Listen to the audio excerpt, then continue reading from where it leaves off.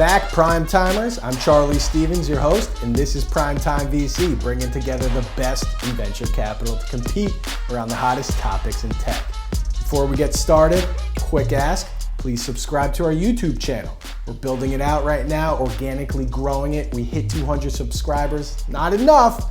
If you haven't subscribed, subscribe. If you already did that, share it with somebody else. Let's build this out together. We're in it together. Like that a lot. Now, let's meet our top venture capitalist guest walking in today's Thunderdome. Peter Pham, co-founder, Science. Always first on the dance floor. Clearly hasn't partied with me because I'm first on the dance floor. It's going to be a little bit of a competitive day already. I like that. Nihal, Mehta, ENIAC Ventures. Hey everybody, I'm Nihal. Some peeps say, meaning my son says, I'm the LeBron James of VC. Must be the beard, an uncanny resemblance to LeBron James. AJ Vaynerchuck, co-founder, Vayner RSE Ventures. Yep, that's my brother.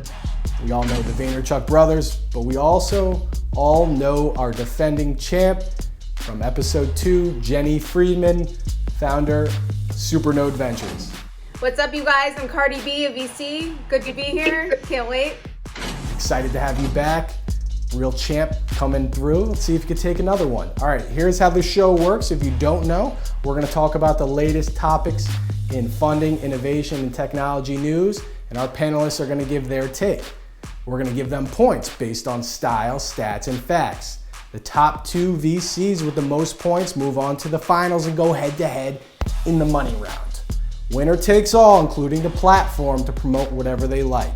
Now let's get into the most electric show in business entertainment. It's Primetime VC, the show of accredited banter.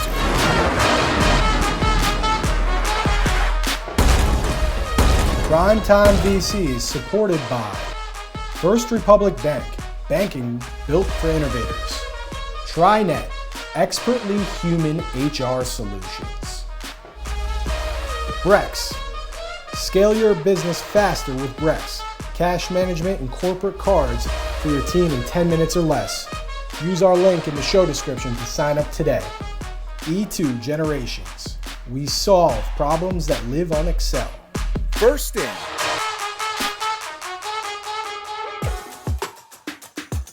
The world's highest paid DJs, the Chainsmokers, just closed their debut venture fund, Mantis, with $35 million. This is a step up from celebrities not only investing into individual companies, but raising their own funds. Aaron Rodgers, $50 million fund, RX3, Serena Williams started Serena Ventures. How involved do celebrity investors get with their startups while balancing their day jobs? And who is an up-and-coming celebrity investor that isn't on our radar?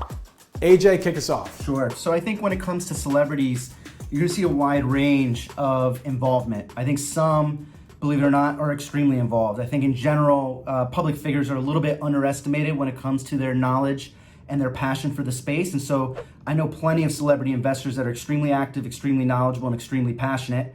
I also know plenty of celebrity investors that just slap their name on it and hope it brings a return based on their brand value being brought to the table. So it's just like anything. You maybe are looking for more of a highlight answer here, but it just depends. And like I said, for me personally, I deal a lot within sports and have met a ton of athletes that really know what they're talking about. And so as far as a up-and-coming celebrity investor, I'm going to use a sport I'm not involved with, basketball. PJ Washington, recent first-round pick out of Kentucky. He just did a partnership with a company called Sports Blocks. It's a little bit of a Fantex 2.0 where actually consumers can invest in his future earnings. So for a rookie to come out and do something like that right out the gate, I found to be impressive, and I like his game too. It's good. Jenny. All right, I think you can't be a steward for other people's capital when it's only a part-time gig. And you lose the whole real endorsement factor when you have Snoop Dogg or Kevin Durant promoting 60 different products. I think celebrities can bring a lot of value to the startups, but in terms of efficient use of resources, I think the model that, for example, Plus Capital uses is way more strategic. If they're a growth fund with relationships with very different, diverse set of celebrity clients, and they get to know the strengths and weaknesses of celebrities, their idiosyncrasies, their likes and dislikes. So when they source a deal, they can play matchmaker by deciding whether they have a celebrity that could add value and authenticity to the deal. And there's, of course, strategic alignment. So the celebrity will have the opportunity to invest alongside the product that he or she's endorsing. So I am not even an investor in Plus Capital, but you're welcome, you guys. And my up-and-comer, I'm just going to say this is not someone that's on the radar for investing, but like Kris Jenner's just going to do something. She's just going to get in the VC scene somehow. So watch out for that. That's some take right there. Peter, what do you think about these celebrity investors? Well, I think being in LA and seeing kind of building consumer internet companies, I see a lot. What I found is the celebrity themselves generally are passive. I think Jenny hit it right. They're not full-time. Their managers, on the other hand, end up being the ones doing all the work, and we have found value. You mentioned the Chainsmokers. Milan and Jeffrey actually sent them one of their first deals, Loan Snap, called Jacob. They let them invest. We've had plenty of managers like Nick Adler, who is Snoop Dogg's manager, invest in things. Jay Brown, who's the manager of everybody. Miguel Melendez, Will Smith's manager. So what I've always found is the managers end up having more time to spend with the startups. But at the end of the day, you got to remember the celebrity makes more money tweeting or doing an Instagram post, making millions of dollars doing a television commercial than they ever would on any return on almost any investment. So it is a time value. They're not going to really do. How about up and coming celebrity investor? I stick with all the managers. I try to avoid the celebrities themselves, to be honest. Nihal, do you agree with the managers are doing the majority of the work here, or is it, what's your take on the celebrity investors? I mean, listen, after investing in startups for 15 years, 10 years through ENIAC, when you see a celebrity on a cap table, run for the hills. It is a negative effect in the sense that they end up attracting a lot of investors that actually are not that good, that don't invest as per their day job, as was previously said. I do have to say, with exception, some investors like Nas through Queensbridge, and Peter, to your point, Anthony Saleh, right, his manager, is crushing it, right? I think of all the celebrities and manager duos, they're probably doing the best. Dropbox, Seed, PillPack, Seed, Lyft, Seed, right? But they are the exception, not the rule for celebrities. Yeah, Scooter Braun, same. Like, it always ends up being the managers, like AJ's brother and AJ himself, Gary. Like, you guys manage so many people. You guys are great investors, and I think having that lens of understanding the celebrity on one side. We just did a round for Liquid Death, and we had Fat Mike invest. But that was because he loves the brand, and so when there's maybe the I love the brand, just let me be involved investment, love that. But to seek them out, not worth your time. And is the fund essentially the next step up? And is this the move for these investors? If I get a lot of phone calls. They generally try to find LPs, and they're all raising funds. Now, whether or not they succeed is another thing. Yeah, unless they do it full time, it's going to be very hard for them to be successful. VC is not a side hustle. Believe it or not, this is a full time thing. With approximately $10 billion of assets under management pouring into decentralized finance crypto markets over the past year, do you see or expect new institutional interest picking up as more traditional bank types yield products that are deployed into crypto space? Peter, start us off. Yeah, look, we've been involved in crypto for a while. We have one of the only Reg D tokens in the market. Science does. We actually have an investment called Real Blocks that is starting to work with very big institutions around, and again, it's less about crypto, it's about taking assets and make them digitally. You can't believe that DocuSign is the last digital thing you ever do when you're moving securities around, right? They're all going to be digitals. We have a state chartered bank called Protego where we can do custody and prime brokerage. It took us 3.5 years to get that license, and we're talking to every major institutional bank today because in the last 2 years they couldn't custody their money. And so that didn't really exist. And now that that's coming to fruition, we can't sit here and think that we're going to continue sending reams of paperwork when we're moving securities around. That's insane. AJ, do you think Bank of America is going to be coming out the new crypto kitties? I think in general, crypto is in a situation where it's still young as far as the consumer brand within it. I think it's still scary for a lot of consumers. It sounds just overly complicated, but when, like Peter was saying, when you boil it down, it's actually just a much better system for so many different avenues and industries. So I think it's going to take time. It's not going to happen overnight.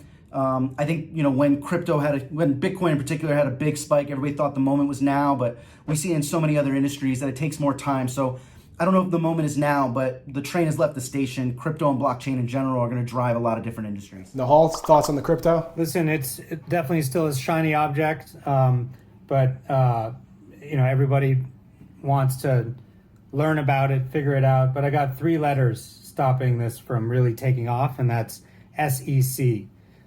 Regulations, regulatory hurdles, bureaucracy is going to become even more of a problem in this industry for crypto to go mainstream. We've gotten a taste of it over the past few years, but I think it's just going to get a lot worse, especially in a good way when the Democrats take back the White House and the Senate,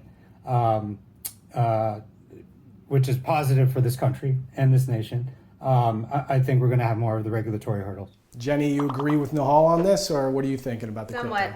crypto? Well, we both hate crypto whenever we send each other deals. It's not my thing. But I do think institutional interest has already been picking up as we see more and more of the traditional financial products preferred by traditional institutional investors showing up in the crypto space. So like trading volumes for crypto options and futures have been exploding this year. Can't really contest that. I think interest from institutional investors is only going to continue to grow with the launch of crypto ETFs. ETFs would allow institutional investors to invest in the growth of crypto without actually owning it themselves or having to deal with crypto exchanges. And ETFs would also be subject to exchange rules, which would ease their concerns about investing in unregulated markets. I think earlier this year we saw listing of Bitcoin fund on the Toronto Stock Exchange. But like Nihal said, I think once the SEC approves the listing of a crypto ETF on a U.S. exchange, that's really when institutional investment in crypto is going to be massive. And you also have to think about, with the pandemic going on, dirty money, you think banks may try to up their game, do a little bit of the crypto side of it, but I think Nihal's got the right idea with the SEC regulations kind of squashing that. Jeff Morris Jr., founder of Chapter 1 VC, recently tweeted he's never seen a pitch deck graph that isn't a hockey stick. Hate it or love it, the pitch deck is still the default tool for startups raising capital and is typically filled with a lot of fluff. How important is the pitch deck to you when considering an investment? And if it is, which section do you think is most valuable? Nihal, start us off. Yeah, we always say the best pitch deck is a product prototype. Don't just talk the talk, walk the walk, show me the product, show me that it works. There's a big drop off from pitch deck to product. That being said, after I see the prototype, it's all about the team. The first slide should be the team. At the seed stage, that's all we care about. That's 90% of the journey. Startups twist and turn. They have a zillion pivots. One thing that stays consistent is the team. Jenny, what about you? Pitch deck that important? Yeah, I'm going to say I do think pitch decks, at least at a high level, are important. I usually say to keep it down to like 12 pages or fewer if you're trying to keep investors' attention.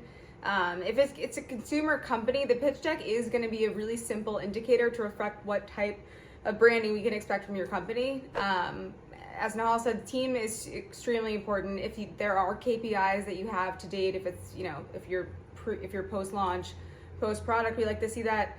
And I actually like seeing the competitive matrix. My biggest pet peeve is when your company's like siloed in the top right-hand quadrant, and then the only competitors are like one or two like very archaic businesses at the deep left bottom. I think showing competing companies in your matrix actually indicates that one, as a founder in this space, you are aware of the other competition and you have an action plan of how to create defensibility. And two, there's actually demand for your product shown by the mere fact that other companies are trying to create a similar solution. So that's that. AJ, I see you shaking your head. You agreeing with Jenny there? Yeah, I think, you referenced the hockey stick. She mentions the competitor matrix. I actually use those two as my red flags. So if I see a hockey stick for something early, I struggle with that. If I see competitive matrix with your company in the top right and all the old boring competition in the bottom left and nobody else, when I know there's others in the matrix, I take you less seriously. I struggle with you. I think the pitch deck, for me, gets more important the later stage of the company. If it's something that's a stage or two away from IPO, yeah, the pitch deck's probably important. I need to see some real data because you've been around for a while. If it's C, like Nihal said, I'm talking about the team. I want to know the team. I want to feel the team. I want to feel the vision. So I think pitch deck is based on stage for me. And then, yeah, those are two red flags for me, that weak competitor matrix and that, boring financial projection that you just threw a dart against a dartboard to come up with. It's not going to happen. There's zigs and zags. Yeah, absolutely. Peter, what are you thinking? I think data is important. There's a reason why we call ourselves science. We're a little different.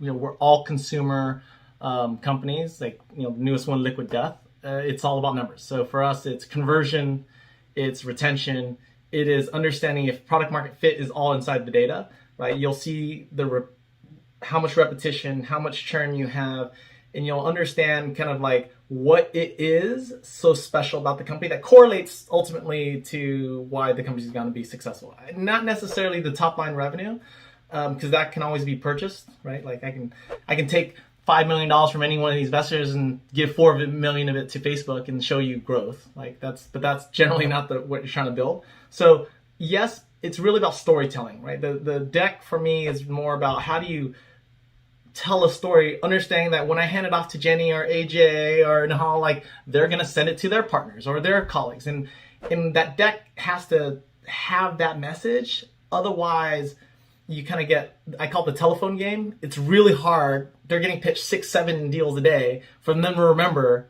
the small things that I really want them to remember when they tell their partner, right? And that's why I think the deck's important. And how does the product, an early stage product get your attention? Nihal, you talked about that. I mean, is there something besides just the story, or is it, you talked about the product, but if it's early stage, it's going to be tough. Yeah, but it shows that the founding team can actually build and ship, which is a very important milestone, because a lot of founding teams have so many other dependencies. And if they can build and ship and sell themselves, they'll hire people that are better than them as the company scales. But we like those teams to be self-sufficient. Is that it? We're good? Yeah, I think it's also important if you are pre-product and you are pre-traction, pre-revenue, at least show that there is some indication of product market fit. Like at least have done some beta testing or done some research or done some surveys. Do something to indicate that like there really is a need for what you're building.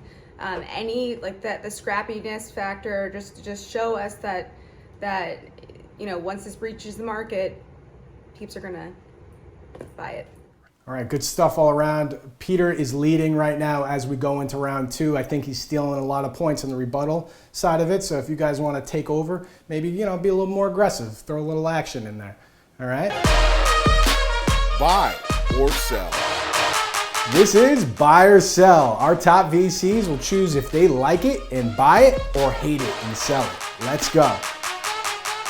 Pitchbook just released their 2020 rankings for the university programs that produce the most entrepreneurs that go on to obtain venture funding. Buy or sell the value of attending a certain college for future capital raising efforts. Jenny. All right, as a fund whose thesis is literally based on the power of community and leveraging the strength of your network, I'm gonna have to go buy. Especially the pre-seed, when some of our investments are in companies that are pre-product and pre-revenue, we look to invest in people and people's ability to execute. A lot of founders who are referred to us are people that are peripherally in our networks and we're more likely to trust. And it's all network effects from there. So in the short term, as remote learning becomes more mainstream, there'll be less emphasis on physical location, but connections facilitated by these institutions, access to other successful founders, tech professionals, VC funding should be a main driver in an applicant's decision to apply to one school or another. And shout out to Penn for being 5 on this Pitchbook list, my alma mater. Big shout out. AJ, you agreeing with Jenny here? Yeah, I buy it purely from what she just highlighted. For me, I personally did not get a lot from my actual education inside the classroom, and that's not a knock.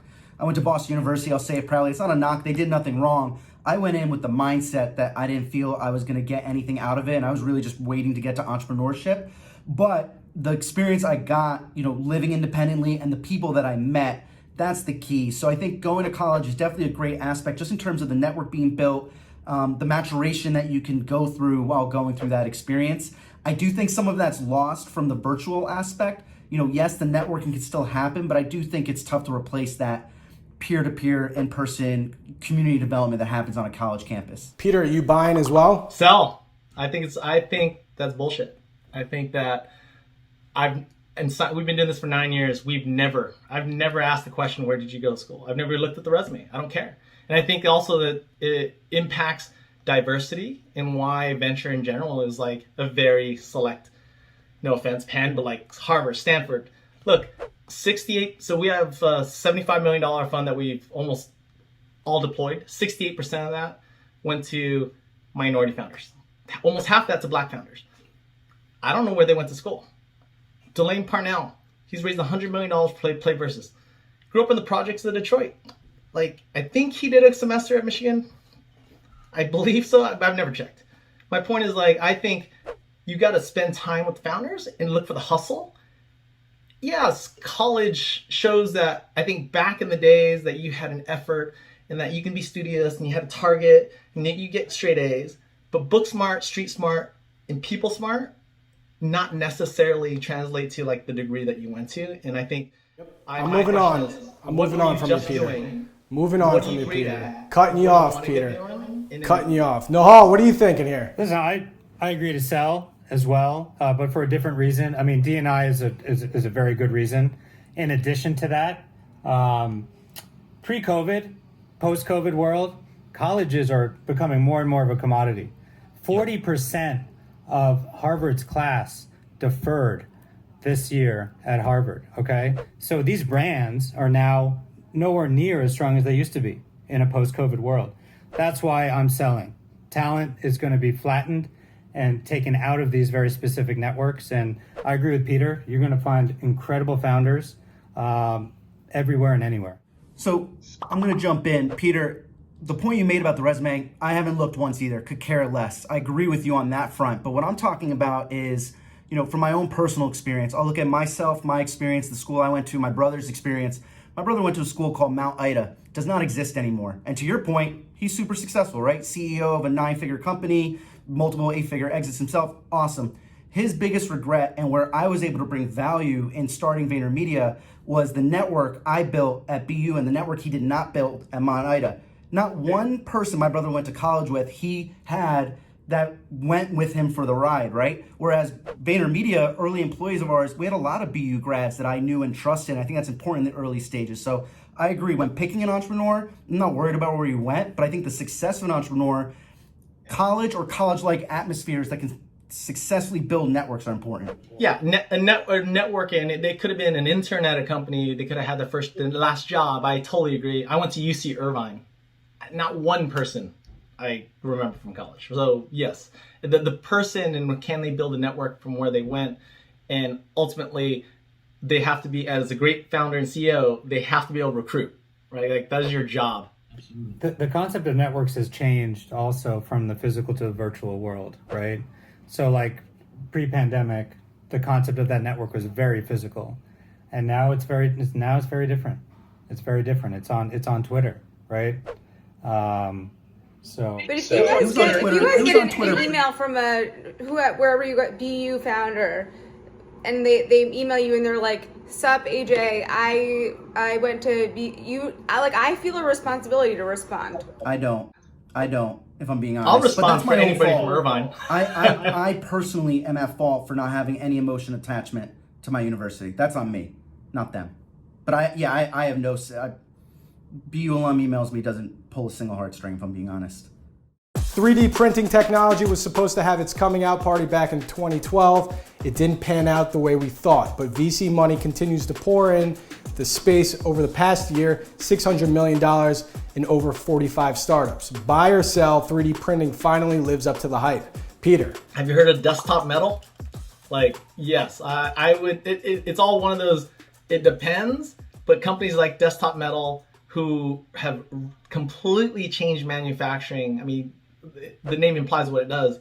They can print machines. They can print motors out of metal. And so real-time prototyping in factories allows them to make such an impact on manufacturing for cars to machinery. So there are, but I mean, that's not what I would invest in. It takes a lot, but there's absolutely huge change. I mean, there's countries like Dubai where it's mandated 6% of any building going up you cannot get a permit unless at least 6% is 3D printed. So yeah, there's a market. It's a good stat right there. Nihal, you agreeing with him there? I'm agreeing. I want to create a line between B2C and B2B 3D printing. When 3D printing hit the market, it was very much consumer focused. Sell that all day long. That never took off. The B2B 3D printing market is real. He mentioned Rick Phillips' company, Desktop Metal. Also, post-COVID, all the manufacturers that are printing masks and other PPE are really depending and leveraging 3D printing to produce these at scale. So definitely buying B2B 3D. AJ, you supporting the 3D printing causes right now? I am, and Nihal kind of stole my thunder. I think the B2B application for sure. I think B2C, it's funny, in general, B2C always has kind of the fireworks and the excitement, and then sometimes it's too early, sometimes it's just not a fit. I think, another aspect that hasn't been brought up yet is just the medicinal aspect. And, Nihal mentioned the PPE, but also like just replacement limbs and, inserts to the heart. And I just think in general, we're at a place where I don't think we can go back, right? We rely on 3D printing at this point. So if it's going to have its coming out party, I don't know, consumer no, but in my opinion, from a B2B perspective, it already has, and maybe people aren't seeing it. Jenny, what are you thinking over here? All right, well, Nihal, you literally stole my notes, but I think we're finally here. So COVID so badly disrupted global supply chains and production facilities, and companies that previously used 3D printing commercially just for prototyping were actually able to use printers to manufacture products that companies needed internally. So think about designs that were shared for open source medical hardware to make face masks, shields, ventilators, all that shit during the pandemic. And then companies are also trying to shorten the supply chain by moving manufacturing closer to their consumers, and I'm interested in this whole local manufacturing thing too. So also 3D printing lowers shipping costs, and the ability to print on demand eliminates the need to hold inventory. So anything that can reduce physical touch points and cost at the same time, you gotta be a buy. Yeah, I think I got a buy out too. The health tech industry is booming right now and using a lot of 3D printing technology, right? Absolutely. Oh yeah, for sure. Facebook, Google, Netflix, and the rest of Pham have unbundled the traditional media business models across print, music, and TV through transformative power of technology. What's the business environment required for these types of disruptions to occur? And buy or sell, there's another unbundling coming soon in the media industry. AJ, what are you thinking here? I'm going to sell. I think it's something that is a little bit of a yo-yo. I think in some ways consumers are maybe a little bit overwhelmed by all the different content options. There's much more content than we can consume. And then also people are sitting there saying, wait a minute, when I add up ESPN Plus and Hulu and Disney Plus, this is becoming more expensive than cable was. So I think this unbundling was very healthy. I think cable in general and things of that nature were overcharged and commoditized, but I think it's just kind of a pendulum swinging, and I think we're going to move a little bit towards the middle and hopefully find a sweet spot. And then when we do, we'll probably unbundle again and then repackage, and it's just going to bounce back and forth. And I think it's a never-ending battle when it comes to bundling and unbundling. Yeah, I feel like I need a consultant for streaming right now. Exactly. Like, yeah, I need a consultant to know, like, what am I spending on? What am I no longer? There's services I'm no longer using. There's 8 new services coming out tomorrow. Which one do I need? What's $7.99? What's $12.99? So I think it was a good thing, but it's gone maybe a little overboard. Nihal, what are you thinking? I'm going to buy, because with each new type of media, there's so many more opportunities. I think right now we're still living in kind of a Web 1.0, maybe Web 2.0 world with desktop, online, mobile streaming. Just wait until AR/VR hits the main stage with a real consumable product that will probably be shipped by Apple and Google shortly following. You will see another huge swath of options for the consumer. And then beyond AR/VR, what's next? Is it Neuralink? Like, who knows? And by the way, there will be a Facebook for AR/VR. Believe it or not, there will be a leading social network. I don't think it will be Facebook. It'll be built natively. There will be a Facebook for Neuralink as well. Maybe that's 20 years away.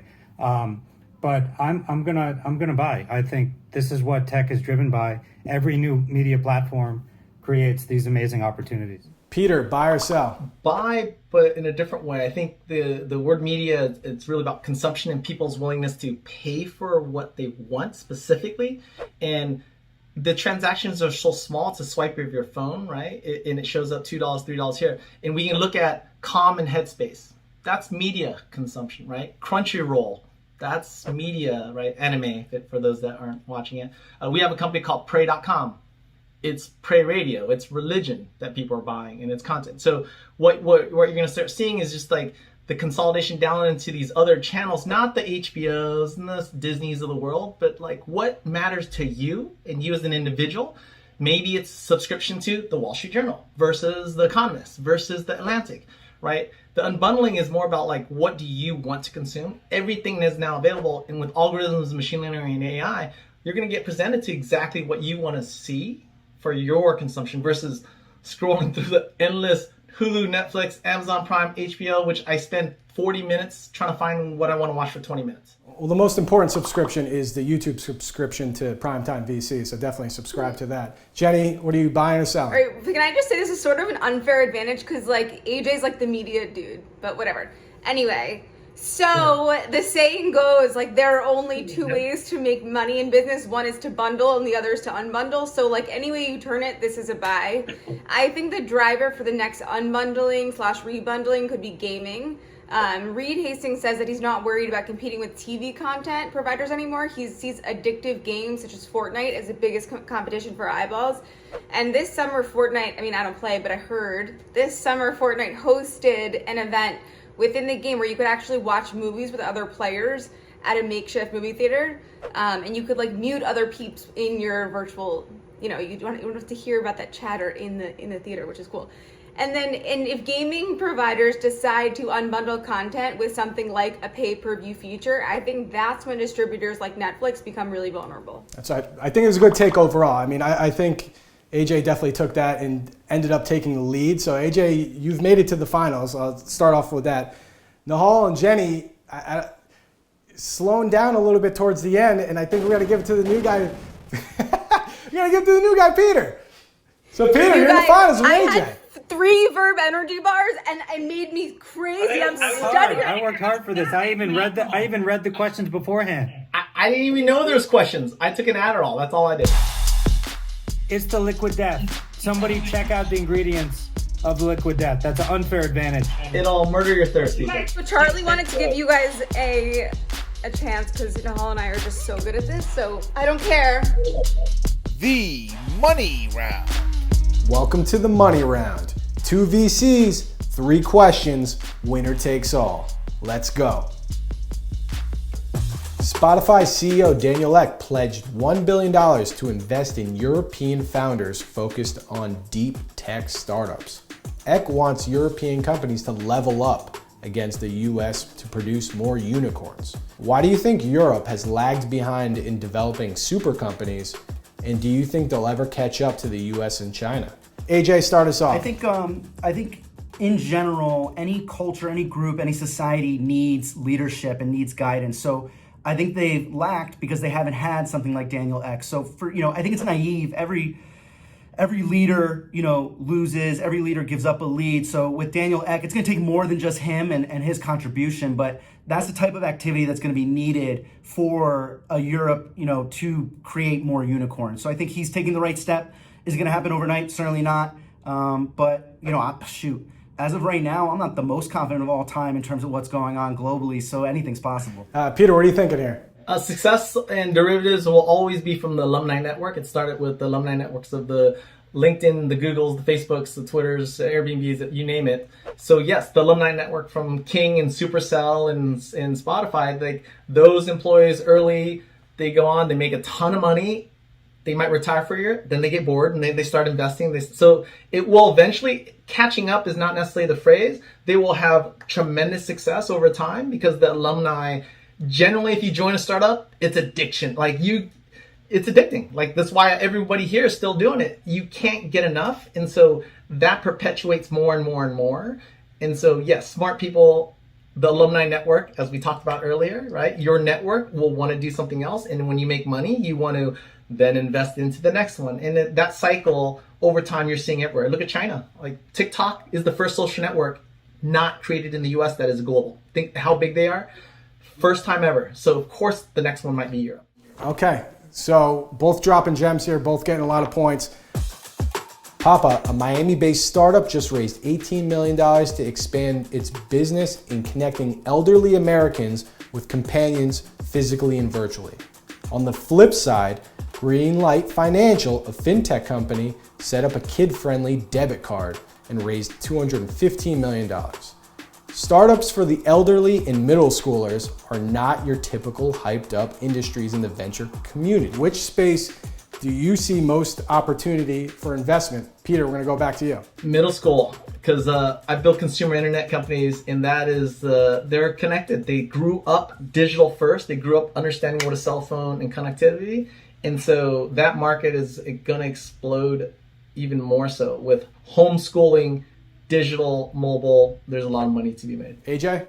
I like the elderly. I think if I'm starting a startup tomorrow, I'm picking that market. One, I think to Peter's point, I think a lot of people are trying to attack that middle school demographic. I think there's a ton of noise. I think there's a lot of competition. I think the elderly is just very underserved. I think that the elderly, their children, people our age are there to help. They want to help. And then soon, in the next 20, 30 years, we're going to be the elderly, and we're native. And so I think I like the opportunities there quite a bit. I'm not that old, AJ. 30 years? You're going to be old. I'm Asian. We don't age, bro. Esports gaming continues to solidify itself as an enormous industry. If you had to challenge your competitor to one game from any system in any era, winner takes all, what game would it be? AJ, what do you got? Peter, you've got no shot in Rocket League, period. I'm just dominant. I'm really fucking good. It's a massive learning curve, and it just would be it'd be a massive landslide. That's all. Peter, what do you got here? I spent 2 hours playing Smash last night till 4 in the morning. So it's a problem for you too. Super Smash Brothers. I'm gonna take both. Ah! We got a winner. AJ picked the most ridiculous game. So AJ, you are a winner. You have won PrimeTime VC. You have the podium to promote whatever you want. Take the stage. The final word. I'll jump in. Outside of venture work. Can I pull a Kanye West? I would just like to say something. I think everybody should vote on November 3rd, and that's it, AJ. I love that. You know what? I'm going to support it. I was actually going to go semi down that road. I'm going to re-emphasize that. And the piece I was going to take, a subset of that is, my primary day-to-day is working with athletes. I represent athletes in football, baseball, gaming, MMA. And the main thing that I wanted to drive home was just, working with these men and women. It's a little bit of the question from question number one. I feel like athletes have always been put into a box, and I think our society and media has created that. And the thing that's probably hurt me the most over the last few years is the shut up and dribble concept. And, it goes, Nihal, you just said, these athletes, they are people. They're not just the people that put up fantasy football points for you. They are human beings that have issues they care about, communities and people and family they care about. And, shut up and dribble is the worst thing I've seen. And I think the antithesis holds true. They should have a voice. They have a platform. They earn that platform. They should use it. And a lot of them are talking about voting, like Nihal said, and I want you all to vote as well.